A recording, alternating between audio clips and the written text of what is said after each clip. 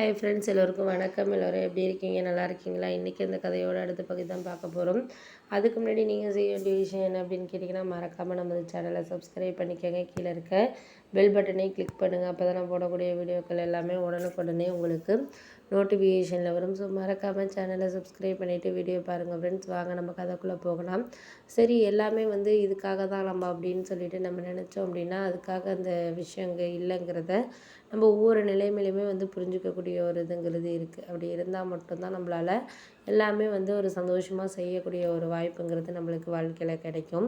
அப்படி இருக்கிறதுனால நான் சொன்னேன், இந்த மாதிரி நீங்கள் இதெல்லாம் சொல்கிறதெல்லாம் கரெக்டு தான், நான் இல்லைங்களப்பா, நீங்கள் சொன்ன விஷயங்கள் எல்லாமே சரியாக தான் இருக்குது. ஆனால் அதை நாங்கள் ஏற்றுக்கணும்னு நீங்கள் நினைக்கிறது தான் எங்களுக்கு கொஞ்சம் கஷ்டமாக இருக்குது அப்படின்னோடனே, ஏன் இப்படி சொல்கிறீங்க? எதாக இருந்தாலும் நீங்கள் ஏற்றுக்கிறதுக்கு எதுக்கு இப்படி பயப்படுறீங்க அப்படிங்கிற மாதிரி சொன்னார்.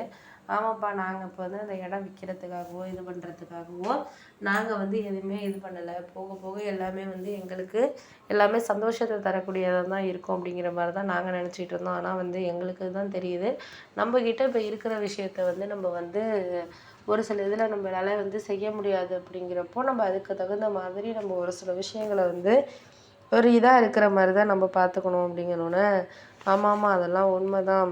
இதெல்லாம் நம்ம இப்போ இருக்கிற மாதிரி க இதாக இருக்கிறதுக்கான இதுங்கிறது நம்மளுக்கு இல்லை அப்படின்னு சொல்லிட்டு இது பண்ணிக்கிட்டு இருந்தோன்னே, சரி ஓகே ஓகே, அதெல்லாம் சரியாக வரும்ப்பா, வராமல் இருக்காது. எல்லாமே சரியாக இப்போ வர்றதுக்கான இதுங்கிறது நம்மளுக்கு ஒரு சில விஷயங்களில் கிடைக்கிது அப்படின்னு சொன்னோன்னே, சரி சரி விடுங்க, அப்படின்லாம் நம்ம யாரையும் இப்போ குறைவாக நம்ம எடுத்துக்கிட்டு போயிட்டுருக்க முடியாது. முடிஞ்ச அளவுக்கு நம்மளால் ஒரு சில இது கொஞ்சம் கொஞ்சம் கஷ்டமாக தான் இருக்கும் அப்படின்னா, சரி சரி விடுங்கப்பா, அதெல்லாம் சரி பார்த்துக்கலாம் அப்படின்னு சொல்லிட்டு இது பண்ணியாச்சு. ஆனால் அதுக்கு மேலே நம்ம யாருக்குமே எந்த ஒரு விஷயமே கிடைக்காது அப்படிங்கிறது மாதிரி இது பண்ணிகிட்டு இருந்தோன்னே, நீங்களாம் எது இது பண்ணிக்கிட்டு இருக்கீங்க?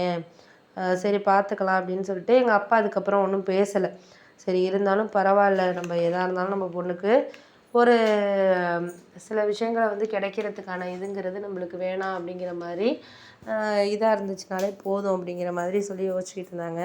சரி பார்த்துக்குவோம், அதுக்கு மேலே நம்மளால் ஒன்றும் செய்ய முடியாதப்ப நம்ம அதை தான் இது பண்ணணும் அப்படின்னு சொல்லிட்டு எங்கள் அப்பா, நான் ஊருக்கு கிளம்புறேன், நான் வந்த வேலை ஒன்றா நான் உங்ககிட்ட எதையும் பேசி சமாளிக்கிற மாதிரியான ஒரு சூழ்நிலையில் நான் இல்லைம்மா அப்படிங்கிற மாதிரி சொன்னார்.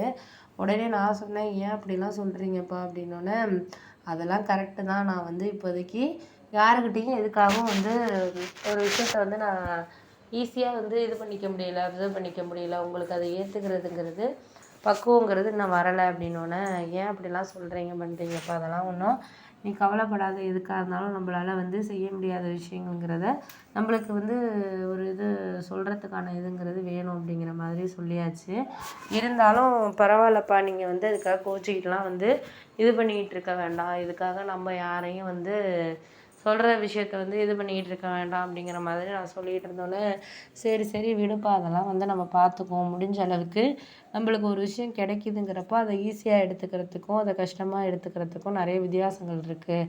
அதுதான் உங்ககிட்ட நான் சொல்கிற விஷயங்களுங்கிறது. முடிஞ்ச அளவுக்கு நம்மளால் எதையுமே ஒரு சில விஷயங்களை கொஞ்சம் காம்ப்ரமைஸ் பண்ணிக்கிட்டு, நீயா ஏன் எல்லாத்தையுமே ரொம்ப போட்டு மனசை போட்டு குழப்பிக்கிட்டு இருக்கணும்? அதெல்லாம் குழப்ப தேவையில்ல. எதுவுமே நம்மளுக்கு நல்லா நடக்கும் அப்படின்னு சொல்லிட்டு நீங்களாகவே நினச்சிங்கனாலே கண்டிப்பாக எல்லாமே நல்லா நடக்கும். போக போக எல்லாமே சரியாயிடும் அப்படிங்கிற மாதிரி அவர் என்கிட்ட சொல்லிவிட்டு, நீங்கள் எப்போ அதை நினைக்கிறீங்களோ அதை பார்த்து நீங்கள் இது பண்ணிக்கலாம் அப்படின்னு சொல்லிவிட்டு வேலையை பார்க்க ஆரம்பிச்சிட்டாங்க. சரி சரி எல்லாம் கரெக்டாக அமையும் அப்படிங்கிற மாதிரி நானும் யோசிச்சுக்கிட்டு இது பண்ணிக்கிட்டு சில விஷயத்த